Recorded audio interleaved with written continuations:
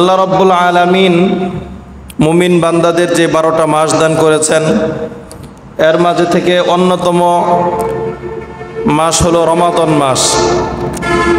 আর এর পূর্ববর্তী মাস শাবান মাস, এটা অনেক দামি একটি মাস। গত জুমায় হাদিসটি বলেছি, শাহরু রমাদান শাহরুল্লাহ, রমজান হলো আল্লাহ পাকের মাস, আল্লাহ নবী বলছেন। আর শাহরু শাবান শাহরি, শাবান হলো আমার মাস। রমজানের পূর্ববর্তী এই মাসকে আল্লাহ রাসূল নিজের মাস হিসেবে আখ্যায়িত করেছেন। আল্লাহ নবী আলাইহিস সালাতু ওয়াস সালাম অন্য মাসের তুলনায় এই মাসে ইবাদত বন্দিকে অনেক বৃদ্ধি করতেন। বিশেষ করে রোজার পরিমাণ এই মাসে অনেক বেশি হইতো। সারা বছরে রমাদান ছাড়া অন্য কোনো মাসে আল্লাহ রাসূল পুরা মাস রোজা রাখতেন না।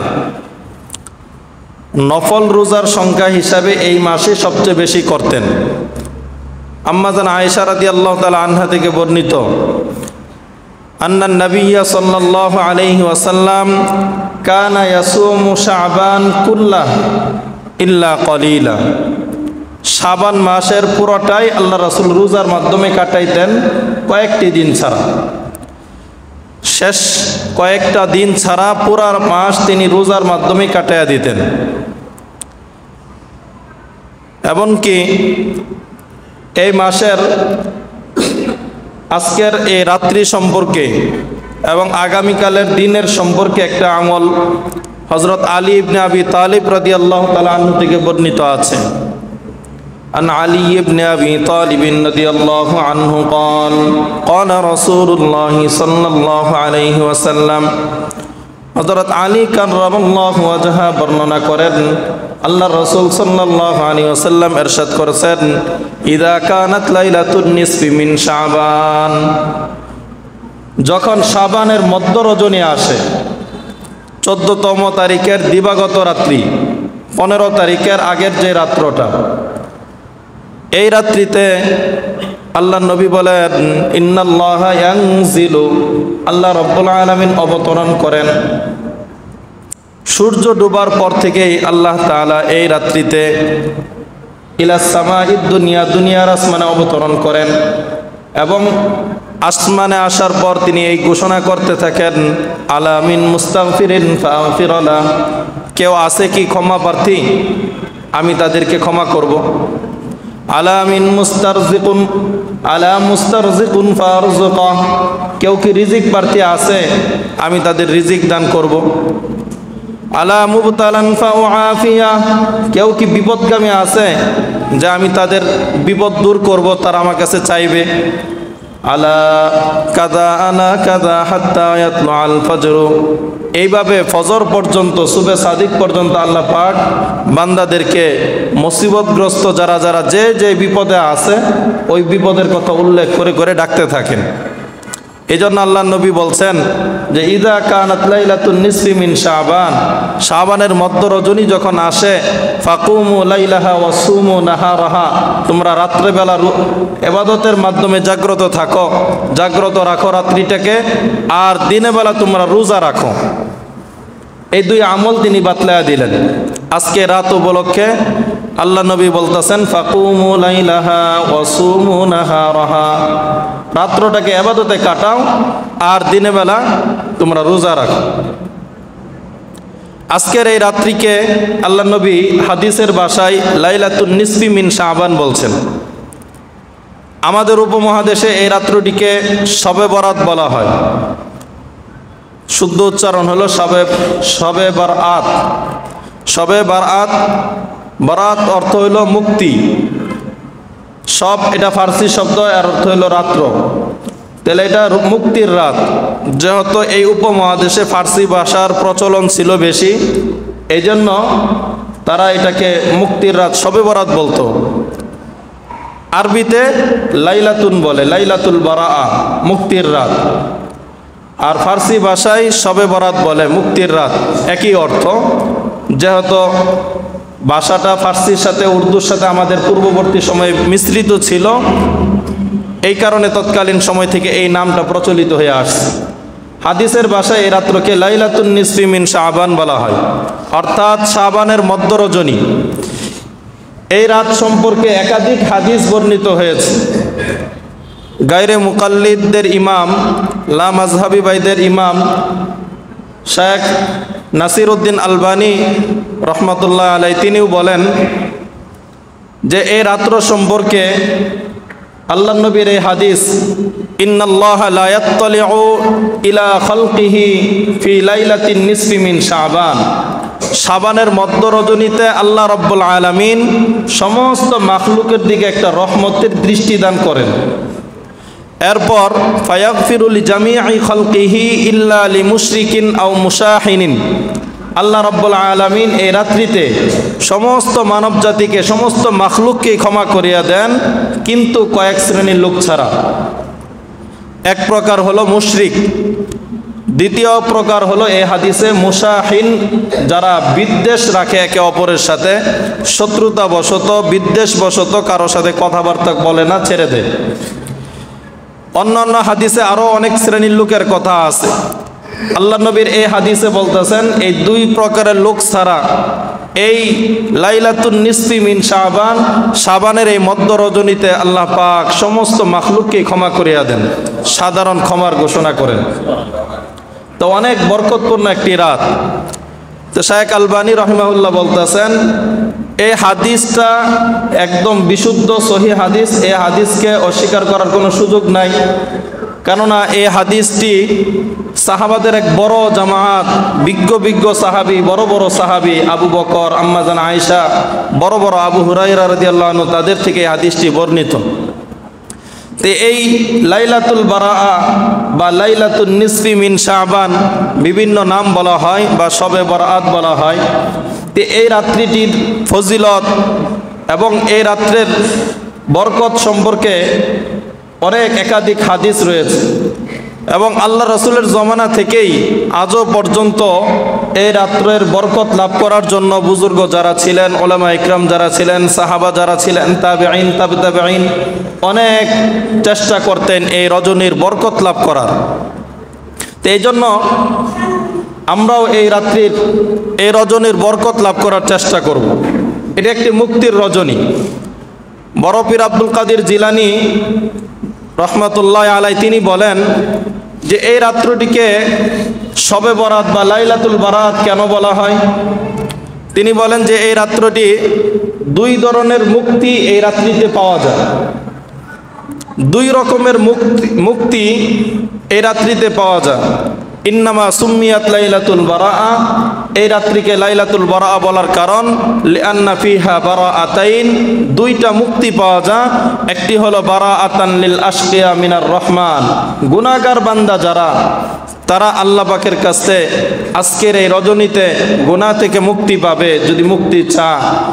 আর দ্বিতীয় প্রকার বারাআতান লিল আউলিয়া মিনাল খাযলান, যারা নাকি বুজুর্গ, যাদের গুনাহ কম, নেককার আউলিয়া বুজুর্গ যারা, তারা আজকের এই রাত্রিতে নিরাশ হওয়া থেকে মুক্তি হয়।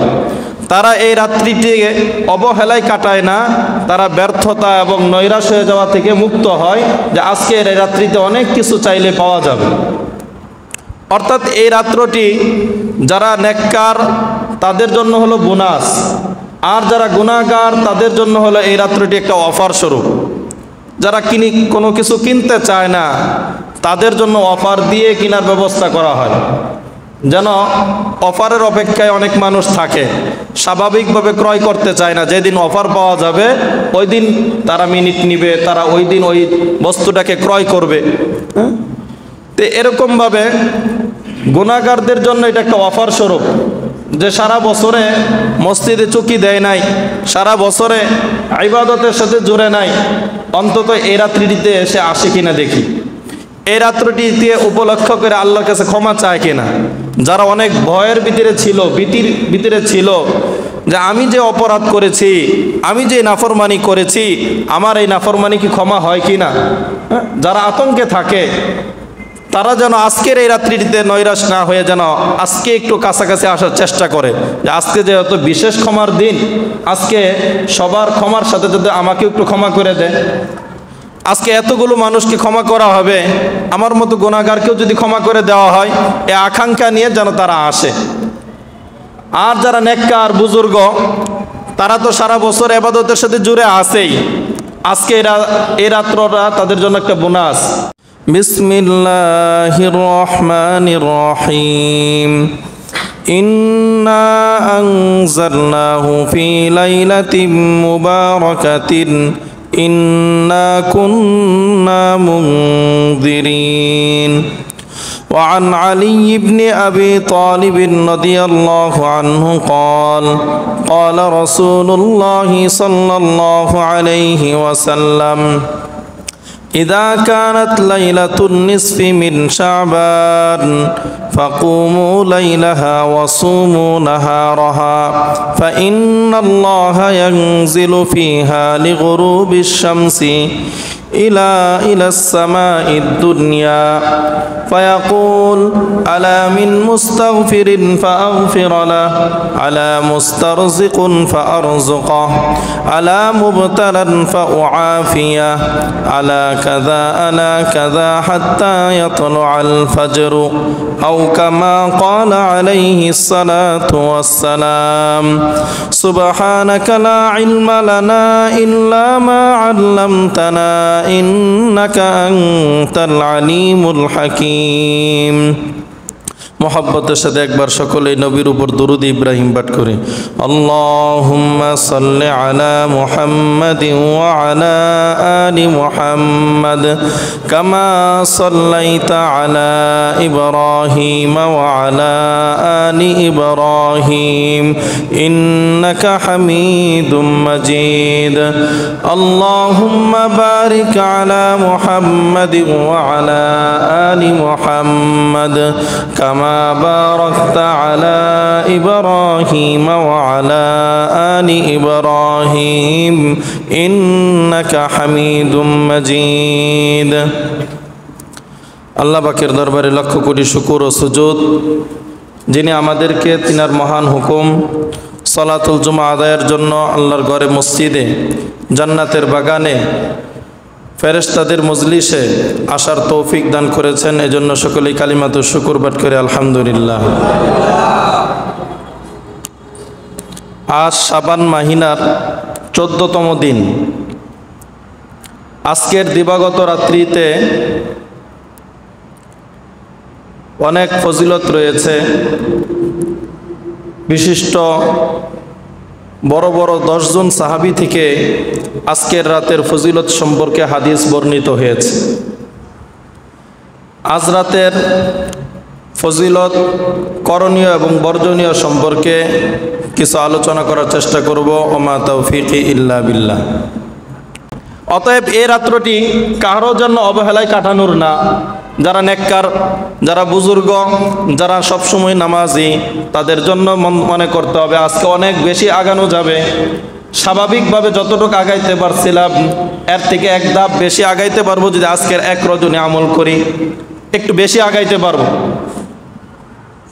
অনেক সময় অনেক নেককাররা মনে করে, নামাজি লোকরা মনে করে যে আজকের রাত্র কি আমাদের জন্য, যারা গুনাহ করতে করতে সব শেষ করে দিয়েছে, যাদের কোনো কিছুই নাই, আজকে শুধু তারা না কান্নাকাটি করবো, আমরা কেন কান্নাকাটি করতাম, আজকে না তারা শুধু চাইবো।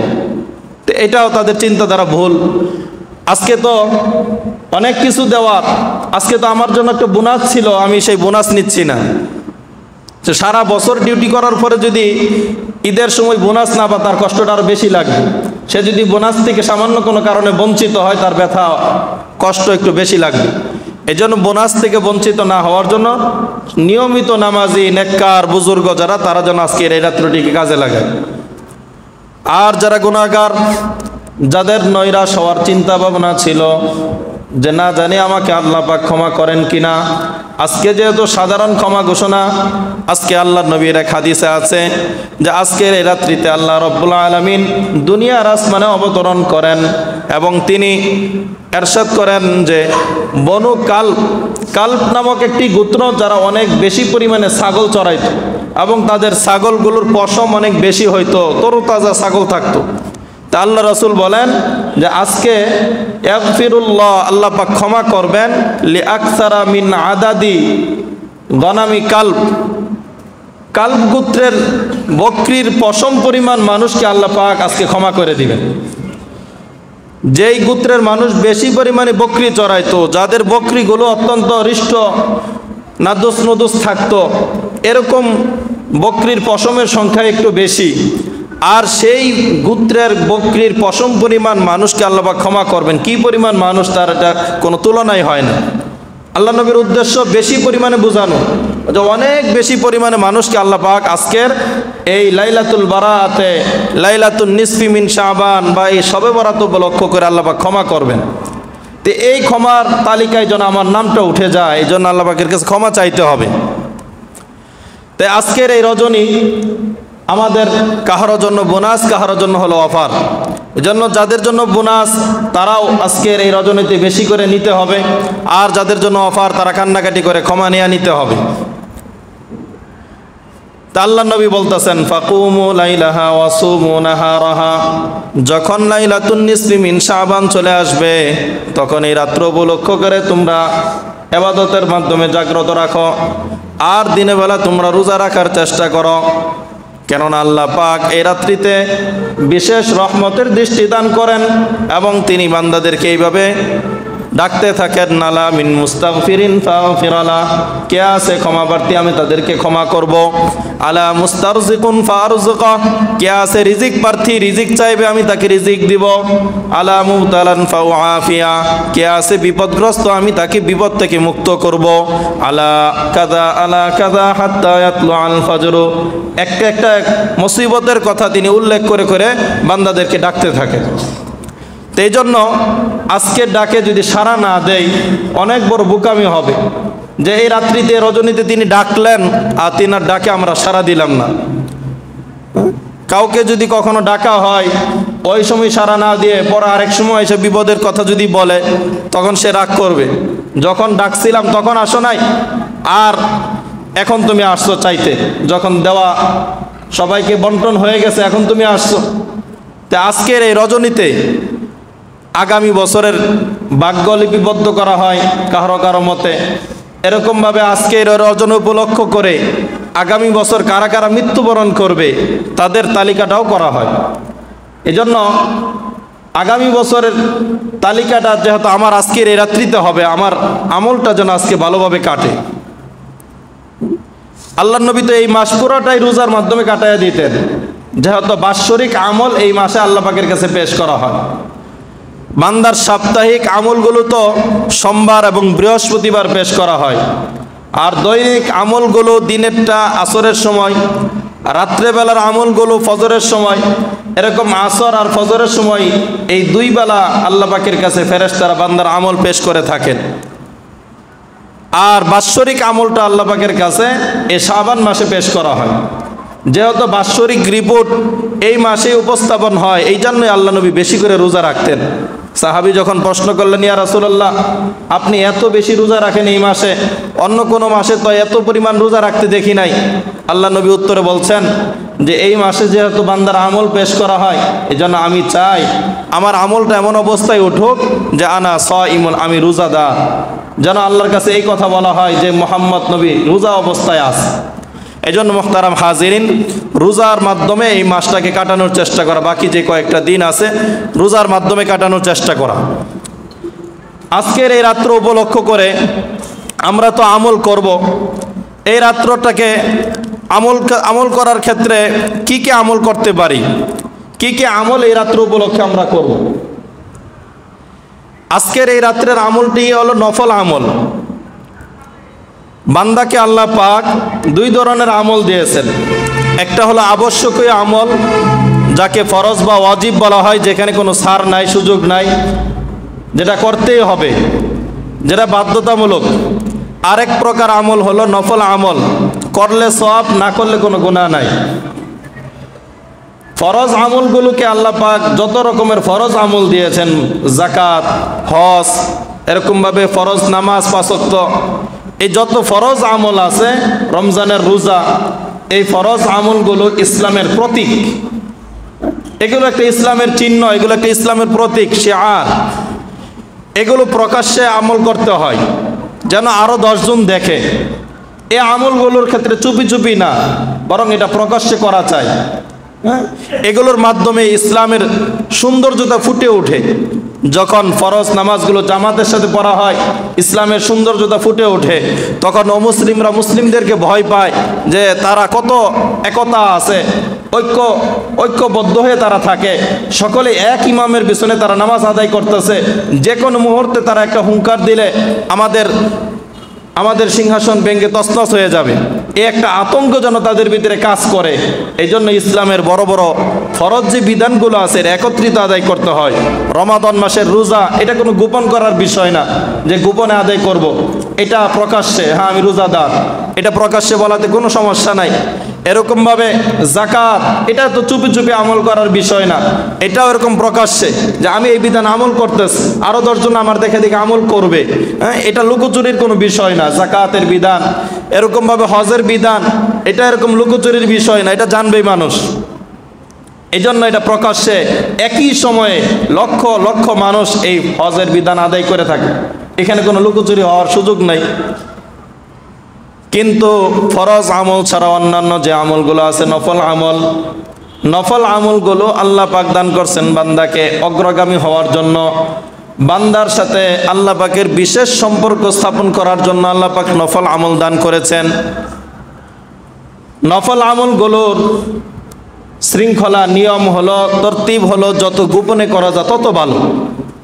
ফরজ আমল কেউ বুজুর্গগিরি চিন্তা করে যে রিয়া চলে আসবে, মানুষকে দেখানো মনোভাব চলে আসবে, অতএব আমি ফরজ নামাজ বাসাত বসে পড়ি, আমি মসজিদে গিয়ে ফরজ নামাজ পড়বো না, কারণ লোকের আমাকে পরে যদি নামাজি বলে। এই চিন্তায় সে চিন্তা করলো যে আমি মসজিদে গিয়ে ফরজ নামাজ পড়বো না, তাহলে এটা শয়তানের দুকা, সে শয়তানের খালাতো ভাই হয়ে যাবে। যদি এই চিন্তা করে যে মসজিদে গিয়ে পড়লে তো অন্য মানুষ আমাকে দেখে ফেলবে, মানুষ আমাকে নামাজি বলবে, তা আমি গোপনে আদায় করি, আমার রিয়া আসবে না, মানুষ দেখানো মনোভাব আসবে না, তাহলে এটা একটা শয়তানের দুকায় পড়ে গেলাম। হ্যাঁ, আমি জাকাত এটা গোপনে আদায় করি, এটা দেখানোর দরকার নাই। হ্যাঁ, এটা এরকম চিন্তা করা তো প্রয়োজনই নাই, এগুলো দেখানো সমস্যা নাই। কিন্তু নফল আমলের ক্ষেত্রে যত গোপনীয়তা অবলম্বন করা যায় ততই ভালো। আল্লাহ নবী একদিন আবু বকর রাদিয়াল্লাহু আনহুকে জিজ্ঞাসা করলেন, আবু বকর তুমি তাহাজ্জুদের সালাত আদায় করেছ, কিন্তু খুবই গোপনে নিম্ন আওয়াজে তুমি মনে মনে আওয়াজ করে নামাজটা পড়েছিলা।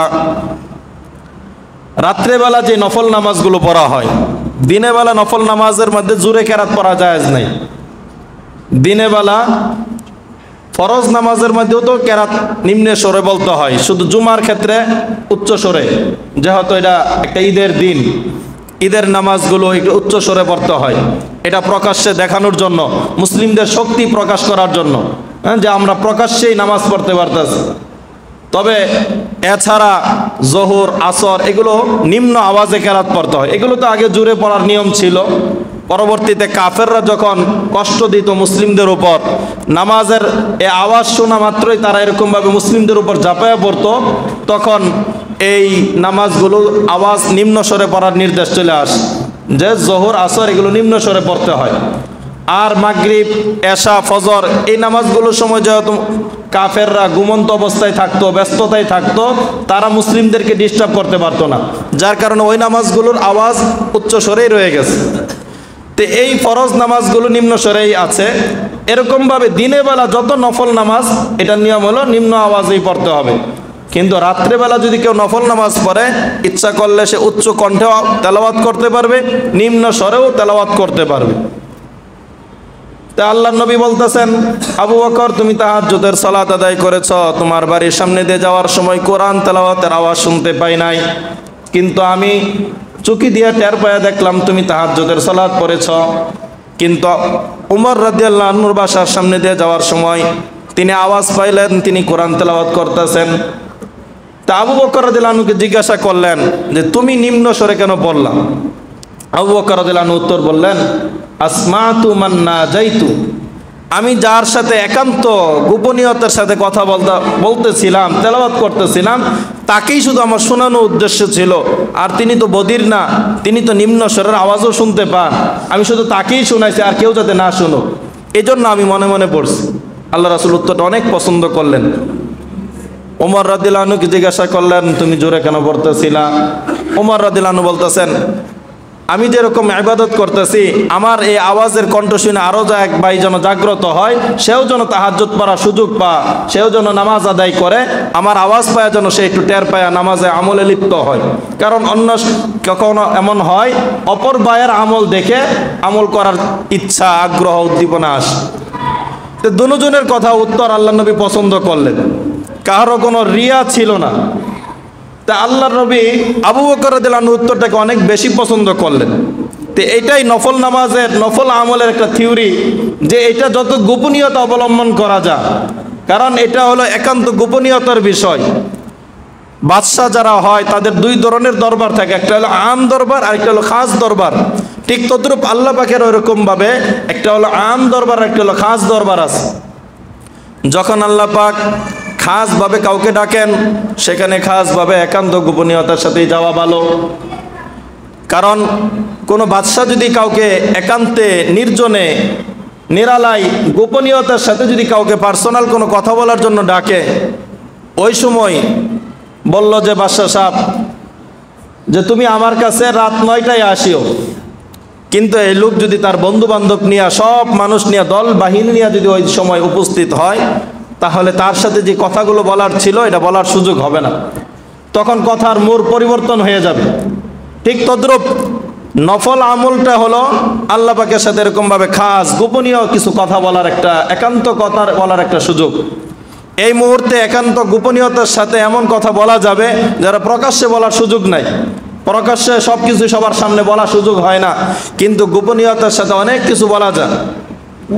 তো বন্ধুত্ব পয়দা হয় বেশি গোপনীয়তার কথার মাধ্যমে, একান্তে নির্জনে কিছু কথা বলার মাধ্যমে আল্লাহ পাকের সাথে যে কারোর সাথে বন্ধুত্ব পয়দা হয়। তো বন্ধুত্ব তৈরি হওয়ার একটা স্থান হলো নফল আমল। তা আজ রাত্রিটা এরকমভাবে একান্ত গোপনীয়তার বিষয়, জামাতবদ্ধ হয়ে কোনো নফল নামাজ পড়া, সালাতু তাসবিহ পড়া, এরকমভাবে জামাতবদ্ধ হয়ে কোনো নামাজ পড়ার বিধান আজ রাত্রিতে নাই। এই রাত্র উপলক্ষে অনেকেই সালাতু তাসবিহ নামাজ জামাতবদ্ধ হয়ে পড়ে, এরকম অনেক নামাজ জামাতবদ্ধ হয়ে পড়ে। ভিতরের নামাজ শুরু রাতে না পড়ে শেষ রাত্রের জন্য রেখে দেয়, ওইটা জামাতবদ্ধ হয়ে আদায় করে। তো এগুলো বিদআত, এগুলো কুসংস্কার। শরীয়ত যেভাবে আছে ওইভাবে আমল করাকে কি শরীয়ত বলা হয়। এর থেকে যদি কেউ বর্ধিত করে, বৃদ্ধি করে, তাহলে যেন সে এটা বুঝাইতে চাচ্ছে যে আমি যতটুকু বুঝছি আল্লাহ নবী ততটুকু বুঝেন নাই, এই জন্য এরকম করা হয়েছে। তা আল্লাহ নবী আজকের এই রাত্রি সম্পর্কে যত আমল করছেন এগুলো সব নির্জনেই করছেন। আম্মা জান আয়েশা রাদিয়াল্লাহু আনহা বলেন, একবার রাত্রিতে আমরা ঘুমিয়েছিলাম, আল্লাহ রাসূলকে হঠাৎ করে রাত্রিতে মধ্য রজনীতে আল্লাহ রাসূলকে আমরা পাইলাম না, আমি পাইলাম না। না পাওয়ার কারণে তিনি হতাশ হয়ে গেলেন, কোথায় গেল রাসূল? তিনি ঘুম থেকে উঠে রাসূলকে তালাশ করার জন্য বের হয়ে গেলেন। মসজিদে নববীর পাশেই তিনাদের বাসা ছিল, আর তার প্রান্তেই, তার নিকটেই ছিল জান্নাতুল বাকি। আল্লাহর নবীকে তিনি জান্নাতুল বাকিতে পাইলেন। যাওয়ার পর আল্লাহ রাসূলের সাথে সাক্ষাৎ হইল। আল্লাহ রাসূল আম্মা জান আয়েশাকে বলতেছেন যে তুমি কি মনে করছো আল্লাহ ও আল্লাহর রাসূল তোমার উপর জুলুম করবে? অর্থাৎ তুমি কি মনে করছো যে আমি আজকের এই রাত্রিতে তোমার কাছে আমার পালা, তোমার কাছে থাকার সিরিয়াল, আমি তোমার এই সিরিয়াল বাদ দিয়ে অন্য কোনো বিবির ঘরে চলে গেছি কিনা, এটা মনে করছো তুমি? আম্মা জান আয়েশা বলতেছেন, হ্যাঁ আমি তো এরকমই মনে করছিলাম যে হয়তো আজকের রাত্রিতে আমার পালা, আর আপনি আজকের এই রাত্রটা অন্য কোনো বিবির সাথে কাটাইতেছেন কিনা এটা দেখার জন্য আমি বের হয়েছি। তা আল্লাহ নবী বলতেছেন, না, এই উদ্দেশ্যে আমি বের হই না। তুমি কি জানো না আজকে এটা কোন রজনী? আজকে হলো লাইলাতুন নিসফি মিন শাবান, শাবানের মধ্য রজনী। আজকে শাবানের মধ্য রজনী। আজকের এই রাত্রিতে আল্লাহ পাক বান্দাদের প্রতি বিশেষ দৃষ্টি দান করেন এবং তিনি আজকের এই রজনী উপলক্ষ করে সমস্ত মানুষকে মাফ করে দিবেন, মাত্র দুই শ্রেণীর মানুষ ছাড়া, যারা মুশরিক এবং যারা বিদ্বেষ পোষণকারী হইয়া অন্যের সাথে কথাবার্তা ছেড়ে দেয়, এদেরকে ছাড়া আজকের এই রাত্রিতে আল্লাহ পাক সবাইকে মাফ করে দিবেন। তা আল্লাহ নবী এই রাত্রিতে তিনি জান্নাতুল বাকিতে তিনি গিয়েছিলেন, কিন্তু তা অত্যন্ত নির্জনে গিয়েছিলেন। এই কবর জিয়ারত তিনি সবাইকে নিয়ে, সাহাবাদেরকে নিয়ে যান নাই, এবং তিনি সাহাবাদেরকে এই আমলটাকে একত্রিত হয়ে জামাতবদ্ধ হয়ে আদায় করার কথাও তিনি বলেনও নাই। তা আল্লাহ রসুলের এই আমলের দ্বারা বোঝা যায় যে এই রজনী অনেক বরকতপূর্ণ, কিন্তু এর রজনীর আমলটা হবে নির্জনে, একাকী, বাসা বাড়িতে, মসজিদে গেলেও এক কোণে বসে নির্জনে। এটা যত একাকী করা যায়, একাকীর আমল, ওইটা যদি জামাতবদ্ধ হয়ে করা হয় ওইটার মূল্য কমে যায়, হ্যাঁ, ওইটার পাওয়ার কমে আসে। কারণ নির্জনে যে কথা বলা যাবে এটা প্রকাশ্যে বলার সুযোগ হয় না। আশেক এবং মাশুক, প্রেমিক প্রেমিকার কথা নির্জনে হইলে ওইটা বেশি অনেক হৃদ্যতা, অনেক আন্তরিকতার সাথে কথাগুলো হয়। কবি বলেন, মিয়ানে আশেকে মাশুকে রমজিস কিরামান কাতিবিরা খবর নিস। আশেক এবং মাশুকের গোপনীয় এমন কিছু কথা আছে যে দুই কাদের কিরামান কাতিবিন ফেরেশতা পর্যন্ত এগুলোর খবর রাখে না। আল্লাহ পাক কাল কিয়ামতের ময়দানে বান্দার আমল সম্পর্কে ফেরেশতাদেরকে জিজ্ঞাসা করবেন, দেখো এই বান্দার মুক্তির জন্য আরো কোনো আমল আছে কিনা, যে তাকে পার করা যায় কিনা। ফেরেশতারা দেখবে যে আর কোনো আমল দেখতেছি না। তখন আল্লাহ পাক পার্সোনাল গোপনীয় কিছু আমলের কথা উল্লেখ করে দেখান যে এই তার আমল আছে। ফেরেশতারা সাক্ষী দেয়, না এই আমল তো সে করে না, আমরা তো দেখি নাই। তখন আল্লাহ পাক বলেন, না এটা সে নির্জন এমনভাবে করছে যেটা তোমরা টেরও পাও নাই। এমন গোপনীয়তার সাথে সে কিছু আমল করছে, এমনভাবে সে জিকির করছে, অন্তরে অন্তরে সে আমাকে এমনভাবে স্মরণ করছে, ওই স্মরণগুলোর কারণে যে এই পরিমাণ সে আগাইছে যারা তোমরা নিজেরাও টের পাও নাই। তো এটা হলো মুরাকাবা, আল্লাহ পাকের ধ্যান ধরা, আল্লাহ পাকের সৃষ্টি নিয়ে চিন্তা করা, আল্লাহ পাক কীভাবে এটা বানাইছেন, ওইটা বানাইছেন, আমার এই অঙ্গগুলো কিভাবে বানাইছেন, এই নিয়ে চিন্তা ফিকির করা। তো এগুলো একটা আমল। তো এরকম নির্জনের আমল কিছু আছে যেগুলো প্রকাশ্যের আমলের চেয়ে পাওয়ার বেশি। তো এই জন্য নফল আমলের থিওরি হলো, নীতি হলো, নিয়ম হলো যত নির্জনে করা যায়। তো এই রাত্র উপলক্ষে আমরা নফল আমলগুলো করব যে এটা যত একাকী করতে পারি, যত পার্সোনালভাবে করতে পারি ততই ভালো। তওবা, ইস্তিগফার, এরকমভাবে তাসবিহ তাহলিলগুলো আদায় করা, কোরআন তেলাওয়াত করা, কিছু নামাজ পড়া। এই রাত্রির নামাজ কোনো নির্ধারিত কোনো নিয়ম নাই যে এই পদ্ধতিতে নামাজ পড়তে হবে, এত রাকাত পরিমাণ নামাজ পড়তে হবে, পরে সকালবেলা বলতে হবে যে আজকে তুই কয় রাকাত পড়ছস, আমি তো 100 হয়েছে আমার, এরকম না বলা। এরকম যত গোপনীয়তা, কোনো রাকাত সংখ্যাও এই রাত্রির নামাজ সম্পর্কে নাই। হ্যাঁ, কিতাবে আছে যে কেউ কেউ মনে করে এই রাত্রিতে 100 রাকাত নামাজ আছে, এটা একদম ভিত্তিহীন। ইমাম নববী রহমতুল্লাহ আলাইহি বলছেন এটা একটা ভিত্তিহীন কথা। এই রাত্র উপলক্ষে 100 রাকাত নামাজের কোনো আবিষ্কার এটা কোনো সাহাবা থেকে নাই, আল্লাহ রাসূল থেকেও বর্ণিত নাই। কোনো 12 রাকাত বিশেষ কোনো নিয়মে অমুক সূরা দেওয়া পড়তে হবে, এই সূরার পরে এই সূরাই পড়তে হবে, এরকম নিয়মে শরীয়তে কোনো নামাজ নাই। নফল নামাজ এটা একাকী পড়তে হয়। শুধুমাত্র 3 প্রকার নফল আছে যেটা জামাতবদ্ধ হয়ে আল্লাহ নবী পড়ছেন।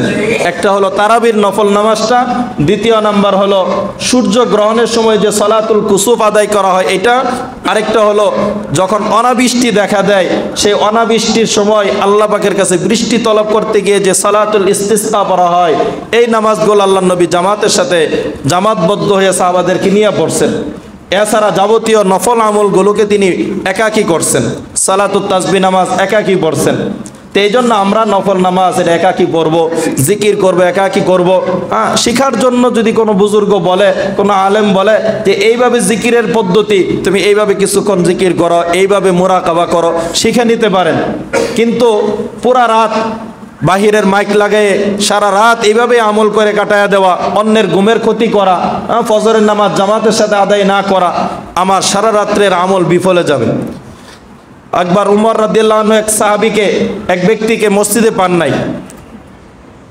আল্লাহ নবী উমর রাদিয়াল্লাহু আনহুর খেলাফতের আমলে, তখন তিনি পরদিন সকালবেলা তার খোঁজ খবর নিতে গেলেন যে আজকে তাকে কেন মসজিদে পাইলাম না। তার মাকে জিজ্ঞাসা করা হলো, বলতে সারা রাত সে এত নফল নামাজ পড়ছে যার কারণে শেষ রাত্রের দিকে তার চোখের মধ্যে ঘুম খুব বেশি আসছে, ঘুম বেশি চাপার কারণে ফজরের নামাজ ঘরে পড়েই শুয়ে পড়ছে। তখন উমর রাদিয়াল্লাহু আনহু অত্যন্ত রাগান্বিত হয়ে বলতেছেন যে আজকের সারা রাত্রির এই আমলের চেয়ে ফজরের নামাজ মসজিদে গিয়ে জামাতের সাথে পড়াটাই উত্তম ছিল। তো এই জন্য জামাতের সাথে ফরজ নামাজ এটা হলো অনেক দামি একটা আমল। হ্যাঁ, এই আমল যেন ছুটে না যায়। ফরজ নামাজের থেকে আমরা নফলের এত গুরুত্ব দেই, হ্যাঁ, যে আজকে রাত্রিতে মসজিদে এই পরিমাণ মানুষ হয়, অথচ ফজরের নামাজের মধ্যে এই পরিমাণ মানুষ থাকে না। হ্যাঁ, সারা রাত বা এশারের নামাজে যেই পরিমাণ মানুষ দেখা দিবে, বা এশারের পরে একটু মাইকের আওয়াজ বাহিরে গেলে জিকিরের আওয়াজ পায় যেই পরিমাণ মানুষ ঢুকে, ওই পরিমাণ মানুষও ফজরের সলাতে থাকে না। অথচ ফজরের সলাতের নামাজের গুরুত্বই বেশি। আল্লাহ নবী হাদিসে বলছেন, যে ব্যক্তি এশারের নামাজ জামাতের সাথে পড়ল, সে ব্যক্তি অর্ধরাত নফল ইবাদতের মধ্যে কাটায় দেওয়ার সব পেয়ে গেল। এরপরে যে ব্যক্তি ফজরের নামাজ জামাতের সাথে বলল, সে বাকি অর্ধেক রাত অর্থাৎ পুরো রাত্রই যেন নফল নামাজের মাধ্যমে ইবাদতের মাধ্যমে কাটায়া দিছে, এরকম নেকি তার আমলনামায় লেখা হয়ে গেল।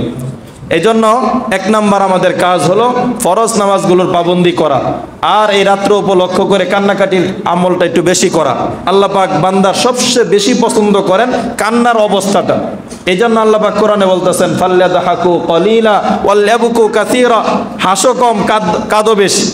হ্যাঁ, কম হাসতে বলতেছেন। হাসার এই কাজটা এত বেশি পছন্দ করেন না। হাসলেও লাভ আছে। হ্যাঁ, যদি কেউ কাউকে দেখে, মুসলিম আরেক ভাইকে দেখে যদি হাসিতে সুন্দরভাবে জিজ্ঞাসা করে আপনি কেমন আছেন, সেও যদি হাসি মুখে উত্তর দিয়ে বলে আলহামদুলিল্লাহ, এতে করেও সৎকার সব পাওয়া যায়, হাসিটাও বিফলে যায় না মুমিনের। কিন্তু আল্লাহ পাক বান্দার সবচেয়ে বেশি পছন্দ করেন যে হালত, যে অবস্থা, সেটা হলো কান্নার অবস্থা। এই কারণে আল্লাহ পাক বান্দারকে এরকমভাবে গুনাহ করান, আবার তওবারও ব্যবস্থা করে রাখছেন।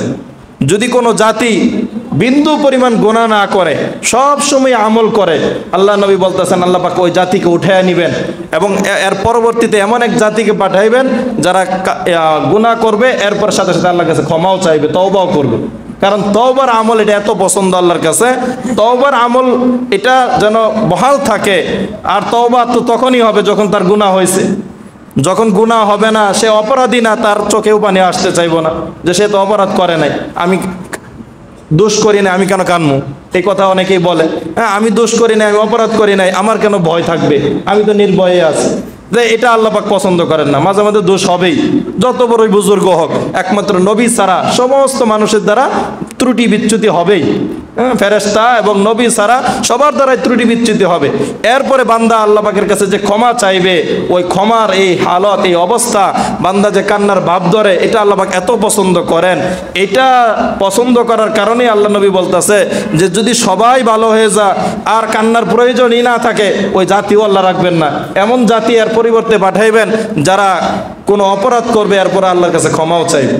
এই জন্য আজকের এই রাত্র যেহেতু আল্লাহ পাক ক্ষমার জন্য বিশেষভাবে একটা অফার দিয়েছেন, আল্লাহ পাকের এই অফারকে কাজে লাগে বিশেষভাবে কান্নাকাটি করে এই রাত্রটাকে আমলের মাধ্যমে কাটানোর চেষ্টা করা।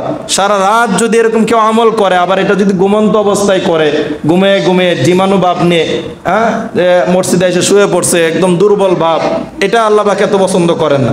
যতটুকু আমি পারি, আধা ঘন্টা পারি, 1 ঘন্টা পারি, ওইটাই আমি একটু সতেজতার সাথে, একদম কাকুতি মিনতির সাথে সুন্দরভাবে ওই আমলটুকু করব, বিনয়ের সাথে, যেন সারা রাত এরকম জীবাণু ভাব নিয়ে আমল না হয়। পরে ফজরের নামাজে জিমিয়া নামাজ পড়লাম, তো এটা চেয়ে উত্তম হলো অল্প আমলই হোক। আখলিস দীনাকা ইয়াকফিকাল আমালুল কলিল, অল্প আমলই নাজাতের জন্য যথেষ্ট হবে যদি ইখলাসের সাথে হয়, সুন্দরভাবে হয়।